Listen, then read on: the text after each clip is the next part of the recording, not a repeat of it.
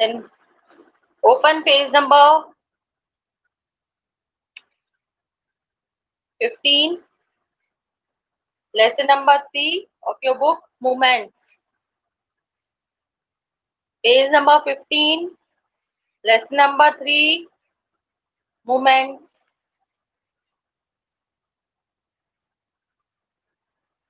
Till now we have read Ishwaran was a storyteller and he worked for Mahendra. Mahendra was working as a supervisor and he was placed every now and then to different places like coal mining area, railway bridge, construction site and chemical plant and so on. तो अलग अलग जगह पर महेंद्र की posting होती थी और वहां पर उसको सुपरवाइज करना होता था, जो भी काम चल रहा होता था उसको, और उसके साथ हर जगह पर जाता था उसका servant Mahendra, who did everything for him.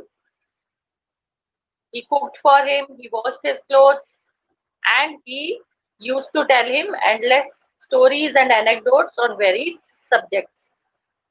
तो खाली समय में जो ईश्वरन है वो तमिल बुक्स पढ़ता था, स्पेशली द थ्रिलर्स, और उसके बाद वो किसी भी चीज को इस तरह से डिस्क्राइब करता था जैसे कि सामने पिक्चर चल रही है, यानी बहुत ही ड्रामेटिक अंदाज में वो उसको पेश करता था and it was very interesting for Mahendra to listen to that story. तो ऐसे ही उसने एक एलिफेंट की, एक टस्कर की स्टोरी सुनाई कि वो स्कूल में घुस गया था और सब कुछ तोड़ने लगा. तो वहां पर जो ईश्वरन है उसने एक स्टिक से उसका थर्ड टो नेल को दबा दिया और जो बीस्ट था वो कोलैप्स हो गया, यानी कि वो बेहोश होकर गिर गया. और जब उससे पूछा तो उसने कहा कि एक जापानीज आर्ट है लाइक एक्यूप्रेशर टाइप, तो उससे कराटे या जुजुत्सु, और उससे ये नर्वस सिस्टम जो है वो पैरालाइज हो जाता है टेम्परेरीली. इससे आगे हम पढ़ेंगे page number 15. Not a day passed without Ishwaran recounting some story packed with adventure, horror and suspense. और हर दिन वो कोई ना कोई नई स्टोरी सुनाया करता था जिसमें एडवेंचर होता था, हॉरर यानी डर होता था, सस्पेंस होता था कि आगे क्या होगा. Whether the story was credible or not, Mahendra enjoyed listening to it because of the inimitable way in which it was told. Ishwaran seemed to more than make up for the absence of a TV in Mahendra's living quarters. अब महेंद्रा के पास TV तो होता नहीं था, तो entertainment के लिए ये ईश्वरन की स्टोरीज भी उसके लिए होती थी. और स्टोरी क्रेडिबल यानी कि बिलीवेबल हो या नहीं हो, विश्वास करने लायक हो या नहीं, लेकिन महेंद्र को बिकॉज ऑफ द इनइमिटेबल, यानी जिसकी नकल नहीं की जा सकती, that was a unique way, जिस ढंग से ईश्वरन वो स्टोरी सुनाता था, तो that was very interesting and that is why Mahindra enjoyed it. और टीवी की कमी महेंद्र को महसूस नहीं होती थी ईश्वरन के होते हुए. One morning when Mahendra was having breakfast, Ishwaran asked, "Can I make something special for dinner tonight, sir? After all, today is an auspicious day. According to tradition, we prepare various delicacies to feed the spirits of our ancestors today, sir." और एक दिन सुबह जब Mahendra breakfast कर रहा था तो ईश्वरन ने उससे पूछा कि क्या आज स्पेशल कुछ बनाया जा सकता है, बिकॉज आज का जो दिन है वो बहुत ऑस्पिशियस है, महत्वपूर्ण है, रिलीजियस यानी शुभ दिन है, बिकॉज हमारे यहाँ परंपरा रही है कि आज के दिन हम अपने जो पूर्वज होते हैं, जैसे हमारे यहाँ श्राद्ध होते हैं, तो श्राद्ध के दिनों में जो भी एंसेस्टर्स हमारे जिनकी डेथ हो चुकी होती है उनके नाम से हम खाना खिलाते हैं और उन्हीं की पसंद का खाना जनरली बनाया जाता है. तो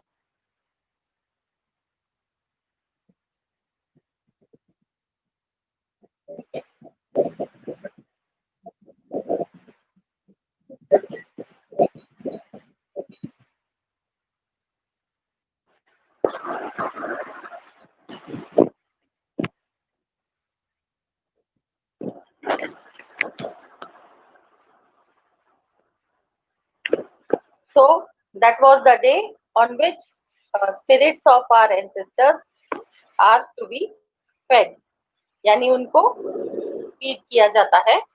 तो that night Mahendra enjoyed the most delicious dinner and complimented Ishwaran on his culinary skills. He seemed very pleased but unexpectedly launched into a most garish account involving the supernatural. और उस दिन उस रात को महेंद्र ने बहुत ही डिलीशियस डिनर एंजॉय किया और ईश्वरन को कॉम्प्लीमेंट भी दिया. कलिनरी स्किल्स यानी पाक कला, जो खाना बनाने की कला होती है, and it's god gifted to some people जो बहुत अच्छा खाना, टेस्टी खाना बना पाते हैं. और महेंद्र जो था वो बहुत खुश था, लेकिन उसके बाद अनएक्सपेक्टेडली यानी कि सडनली उसने सुपर नेचुरल्स यानी कि जो भूत प्रेत हैं, आत्माएं हैं, जिनको हम सुपर नेचुरल पावर्स कहते हैं. We do not know whether they exist और नॉट, पर ये डिसाइड करना मुश्किल है कि वो होते हैं या नहीं होते हैं. And we just call them supernatural powers, भूत प्रेत आत्माएं जो भी होती हैं. तो उसने वो स्टार्ट कर दिया. You know, sir, this entire factory area we are occupying was once a burial ground. He started. Mahendra was jerked out of the pleasant reverie he had drifted into after the satisfying meal. तो उसने कहना start किया कि ये जो factory area है जहां पर अभी कंस्ट्रक्शन चल रहा है, यहाँ पर कभी एक बरियल ग्राउंड यानी कि शमशान हुआ करता था, और जहां डेड बॉडीज को दफनाया जाता था. महेंद्रा को एकदम से झटका लगा. प्लेजेंट रेवरी यानी अभी तक जो अच्छा खाना उसने खाया था, तो उसके बाद वो बहुत रिलैक्स और बहुत खुश महसूस कर रहा था. रेवरी मीन्स स्वीट ड्रीम एक तरह से. तो ही वॉज एंजॉइंग दैट, और एकदम से वो उससे बाहर आया. I knew on the first day itself when I saw a human skull lying on the path. Even now I come across a number of skulls and bones. Ishwaran, he said,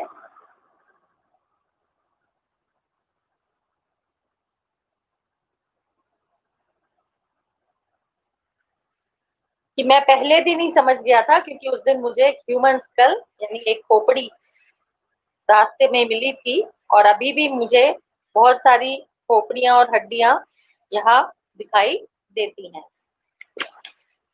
He went on to narrate how he sometimes saw ghosts at night. I am not easily frightened by these things, sir. I am a brave fellow. But one horrible ghost of a woman, which appears off and on at midnight during the full moon, it is an ugly creature with matted hair and a shriveled face, like a skeleton holding a fetus in its arms. और फिर वो आगे, वैसे मैं कभी कभी मैंने रातों को भूत देखे हैं, और मैं जल्दी ही इनसे डरता नहीं हूँ, क्योंकि मैं बहादुर व्यक्ति हूँ. लेकिन एक जो भूत है वो बहुत ही हॉरिबल यानी बहुत डरावना है, और वो एक औरत का भूत है, जो अक्सर फुल मून यानी कि पूर्णिमा जिसको हम बोलते हैं, when the moon is at its full size, तो फुल मून की मिडनाइट को यानी आधी रात को, पूर्णिमा को, ये भूत अक्सर दिखाई देता है, उस औरत का भूत. एंड इट इज एन अगली क्रीचर, और उसको देखने में वो औरत बड़ी कुरूप सी लगती है. मैटेड यानी उलझे हुए बाल हैं उसके, श्रिवल्ड फेस, सिकुड़ा हुआ सा चेहरा है, और ऐसा लगता है जैसे एक स्केलेटन यानी कि जो स्केलेटन होती है, हड्डियों का ढांचा. And it is holding a foetus in its arm. उसमें एक बच्चे का जो स्केलेटन है वो उसने उस बच्चे को उठा रखा है. Mahendra shivered at the description and interrupted rather sharply. You are crazy, Ishwaran. There are no such things as ghosts or spirits. It is all a figment of your imagination. Get your digestive system examined and maybe your head as well. You are talking nonsense. Mahindra एकदम डर से कांप गया ये description सुन करके, और उसने बीच में ही उसको टोका कि तुम पागल हो गए हो, इस तरह की कोई चीजें नहीं होती हैं, भूत प्रेत और आत्माओं जैसी, और ये सिर्फ तुम्हारी कल्पना का हिस्सा है, यानी ये सिर्फ तुम्हारा इमेजिनेशन है, तो तुम अपने आप को चेक करवाओ, and you are just talking nonsense. He left the room and retired for the night, expecting Ishwaran to sulk for a couple of days. But the next morning he was surprised to find the cook as cheerful and talkative as ever. और वो इतना कह करके सोने चला गया, और वो एक्सपेक्ट कर रहा था कि अब ईश्वरन का कुछ दिनों तक बिल्कुल चुपचाप रहेगा, क्योंकि उसने उसको इतना डांटा है। और लेकिन अगली ही सुबह वो ये देख करके हैरान रह गया कि वो वैसा का वैसा ही था, जैसा चीयरफुल और टॉकेटिव यानी बातूनी जैसे वो हमेशा रहता था। From that day on, Mahindra, for all his brave talk, went to bed with a certain unease.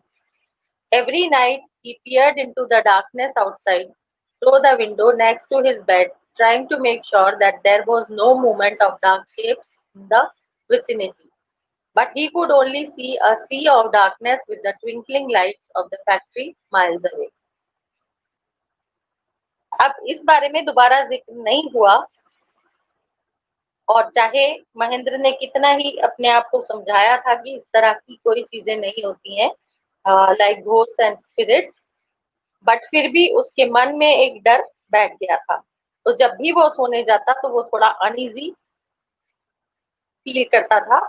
हर रोज रात को बाहर अंधेरे में खिड़की से वो देखने की कोशिश करता था कि कहीं कोई ऐसी चीज दिखाई तो नहीं दे रही है। Vicinity means near by area, आसपास कहीं कोई इस तरह का कोई भूत या आत्मा दिखाई नहीं दे रही है।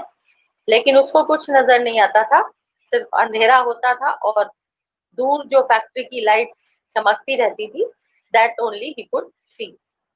He had always liked to admire the milk white landscape on full moon nights. But after hearing Ishwaran's story of the female ghost, he avoided looking out of his window altogether when the moon was full.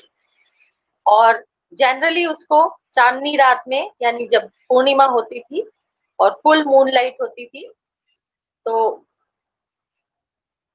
सब कुछ white चमकता हुआ दिखाई देता है चांदनी रात में, तो वो उसको देखना बहुत अच्छा लगता था। लेकिन जब से उसने ईश्वरन की स्टोरी में उस फीमेल घोस्ट के बारे में सुना, जो कि फुल मून नाइट को ही मिडनाइट के समय दिखाई देती है, तब से उसने बाहर देखना बंद कर दिया था, specially on full moon nights. One night, Mahendra was woken up from his sleep by a low moan close to his window.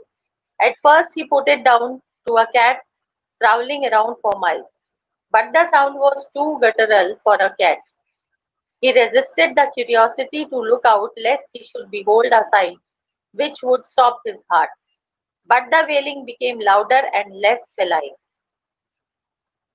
और एक दिन रात को जब महेंद्र सो रहा था तो उसकी आंख खुली और उसने खिड़की के बाहर किसी के कराहने की आवाज सुनी। लो मोन यानी कि धीमे धीमे किसी के कराहने की, जैसे कोई दर्द में कराहता है, तो इस तरह से उसने आवाज सुनी।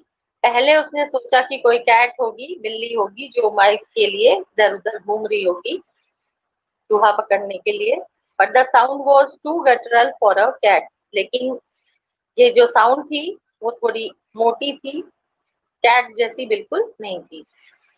अब मन तो उसका कर रहा था कि वो बाहर जाकर के देखे, खिड़की के बाहर जा करके देखे। उसने अपने आप को रोक लिया, क्योंकि उसको लगा कि अगर ऐसा कुछ दिख गया जैसा वो इमेजिन कर रहा है, यानी अगर भूत उसको दिखाई दे गया तो उसका हार्ट बंद हो जाएगा, यानी उसको अटैक आ जाएगा। और वेलिंग यानी रोना, तो जो ये रोने की आवाज थी वो धीरे धीरे और तेज होती गई। And less feline means cat family, cat family को जो बिलोंग करते हैं, तो वो अब वैसी आवाज नहीं रही थी। He could not resist the temptation any more, अब वो अपने आप को नहीं रोक पा रहा था। Lowering himself to the level of the window sill, he looked out at the white sheet of moonlight outside.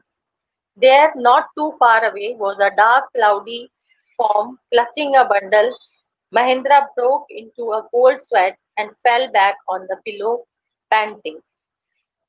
और जैसे तैसे वो पूरी हिम्मत जुटा करके खिड़की के पास पहुंचा और जैसे ही उसने बाहर झांक करके देखा तो व्हाइट शीट ऑफ मूनलाइट यानी पूरी चांदनी वहां पर फैली हुई थी और उसमें उसने देखा कि थोड़ा सा दूरी पर एक डार्क क्लाउडी फॉर्म है, एक शैडो जैसी परछाई जैसी कुछ है जिसने एक बंडल को हाथ में पकड़ रखा है और उसको इमीडिएटली वो फीमेल घोस्ट वुमेन का घोस्ट याद आ गया और वो घबरा करके वापस आ करके अपने बिस्तर पर गिर गया और पसीने पसीने हो गया एंड ही वाज पैंटिंग यानी कि वो हाफ रहा था डर के मारे. As he gradually recovered from the ghastly experience, he began to reason with himself and finally concluded that it must have been some sort of auto-suggestion, some trick that his subconscious had played on him.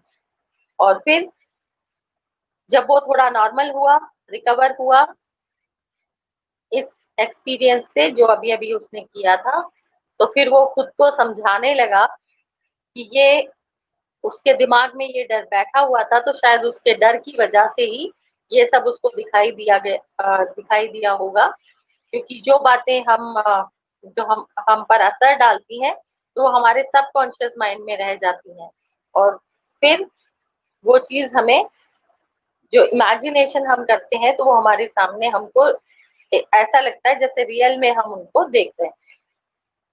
By the time he had got up in the morning and come out to have his breakfast, the horror of the previous night had faded from his memory. Ishwaran greeted him at the door with his lunch packet and his bag. Just as Mahendra was stepping out, Ishwaran grinned and said, Sir, remember the other day when I was telling you about the female ghost with the fetus in its arm? You were so angry with me for imagining things. Well, you saw her yourself last night. I came running, hearing the sound of moaning that was coming from your room. और सुबह जब महेंद्र उठा, नहा धो करके वो breakfast के लिए तैयार हुआ, तो पिछली रात की वो बात सारी भूल गया था. लेकिन ईश्वरन ने जैसे ही उसको उसका लंच पैक और बैग पकड़ाया और महेंद्र बाहर निकलने के लिए तैयार था तो ईश्वरन ने कहा कि जब मैंने आपको उस दिन बताया था फीमेल घोस्ट के बारे में जो तो आप बहुत ज्यादा गुस्सा हुए थे कि मैं सिर्फ इमेजिन कर रहा हूँ, कल्पनाएं कर रहा हूँ इस तरह की चीजों की और आपने खुद कल रात को देख लिया. मैं आपकी आवाज सुन करके मोर्निंग साउंड यानी रोने कराने की आवाज सुन करके मैं आपके रूम की तरफ आया था एंड सो ऑन. जो पूरी घटना थी वो उसने बताई. A chill went down Mahendra's spine. He did not wait for Ishwaran to complete his sentence. He hurried away to his office and handed in his papers, resolving to leave the haunted place the very next day. और फिर से महेंद्र के अंदर एक डर की लहर दौड़ गई और वो ईश्वरन का सेंटेंस कंप्लीट होने से पहले ही वहां से निकल गया और ऑफिस जाते ही सबसे पहले उसने अपने पेपर्स हैंड ओवर किए कि उसको इस जगह पर काम नहीं करना है. He wanted to leave that haunted place immediately. So this was the story.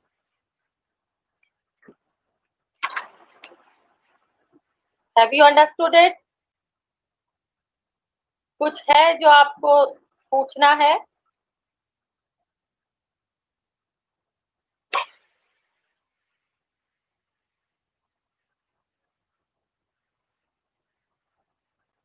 Do you want to ask anything? Any problem?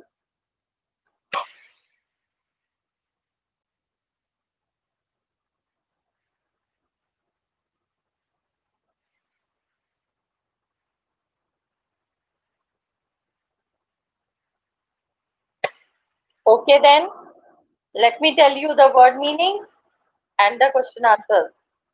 Enthrall मतलब the state of being in someone's power. किसी के वश में होना. Depredations, attacks which are made to destroy something. वो जब किसी चीज पर हम वार करते हैं उसको डिस्ट्रॉय करने के लिए. Guttural sound, sound produced in the throat, harsh sounding. थोड़ी मोटी आवाज, भारी आवाज जो गले से निकलती है. Feline relating to cats or other members of the cat family, as I told you. In what ways is Ishwaran an asset to Mahendra? Ishwaran is an asset to Mahendra because he cooks for him, he washes his clothes, he cleans his house, his shed, wherever he is staying, and then he chats with him. He tells him endless stories and anecdotes on varied subjects, and that too in a very unique way, so that Mahendra even does not feel the necessity of a TV.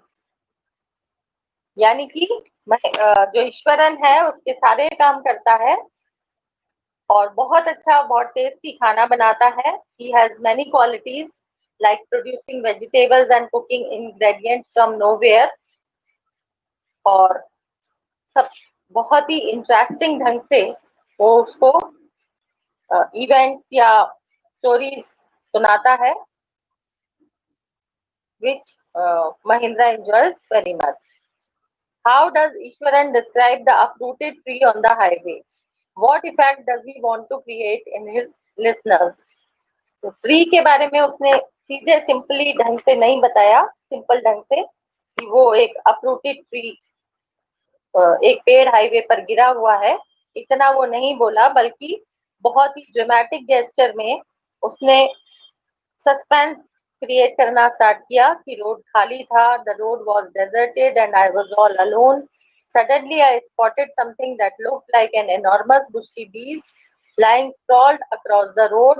I was half inclined to turn and go back, but as I came closer, I saw that it was a fallen tree with its dry branches spread out.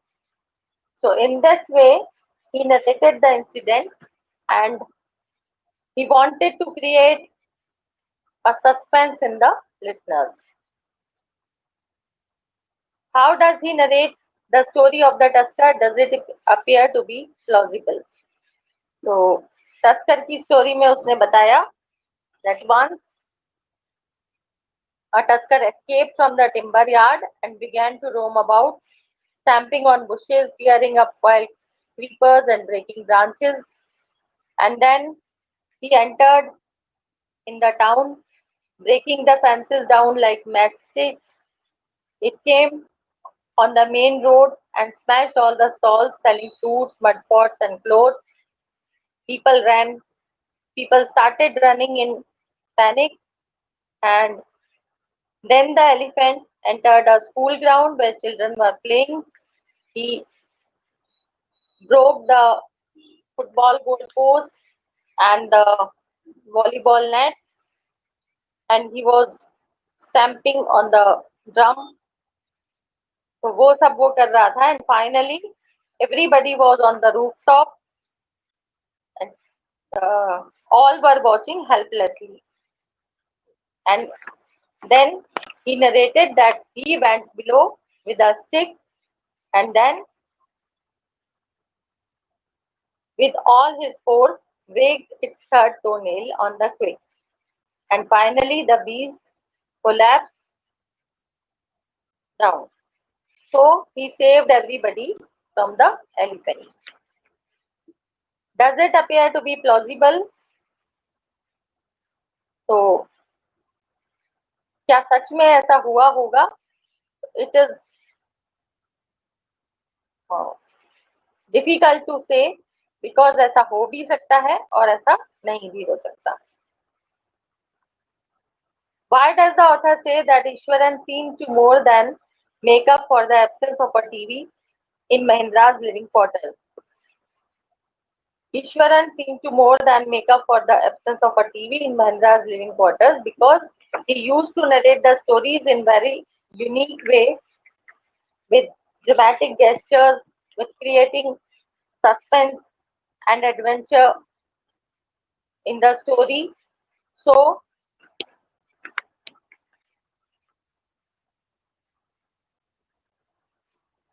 His stories were packed with adventure, horror, and suspense, and so Mahendra enjoyed listening to it.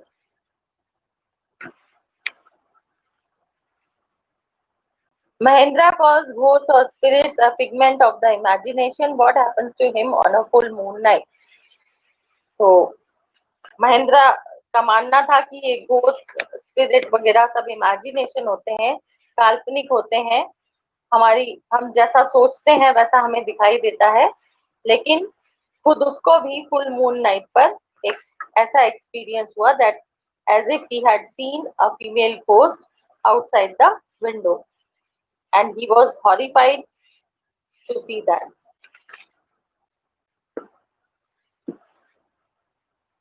Can you think of some other ending for the story? This is up to you. You have to write on your own. क्या इस story का कुछ और and हो सकता था? तो story का एंड कुछ भी हो सकता था, इसके अलावा भी हो सकता था कि ईश्वरन शायद उसको बता देता कि वो मजाक कर रहा था, या he was just joking, it was all the imagination, some type of trick. And ये भी हो सकता था कि ईश्वरन उसको पूरा यकीन दिला देता कि दैट वाज अ घोस्ट, जैसा कि फाइनली एंड किया गया. So you have to do question number 1 to 6 in your notebook, और दूसरी नोटबुक इसकी बनानी है आपको. बीहाइव की नोटबुक अलग होगी और मूवमेंट्स की अलग होगी. लेसन नंबर 1 और 2 में से भी अगर कोई प्रॉब्लम है तो you can ask me and you have to do the question answers in your notebook. Is that clear? And in the next class we'll read lesson number 4, In the Kingdom of Fools. Anything you want to ask?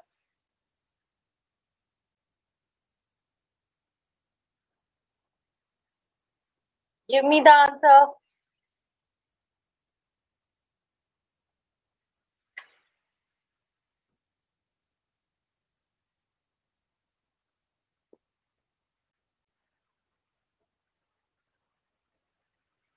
Question number 2, Radhika.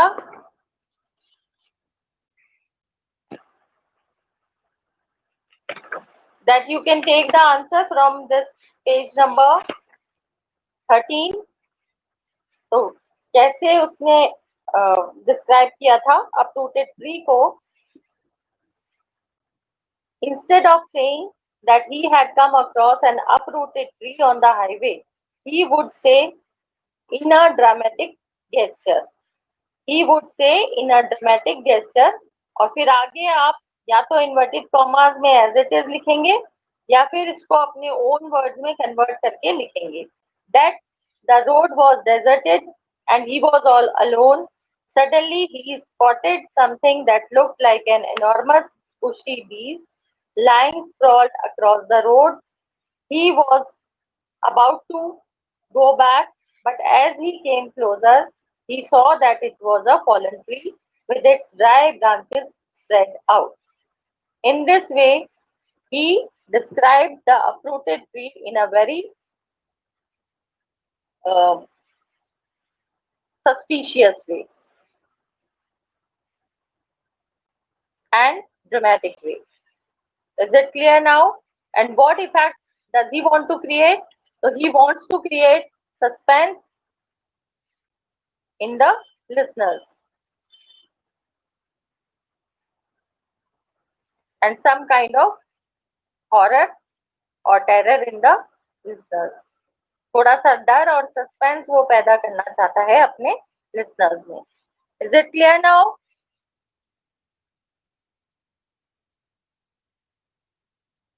Radhika, is it clear now? Anything else you want to ask? Anybody?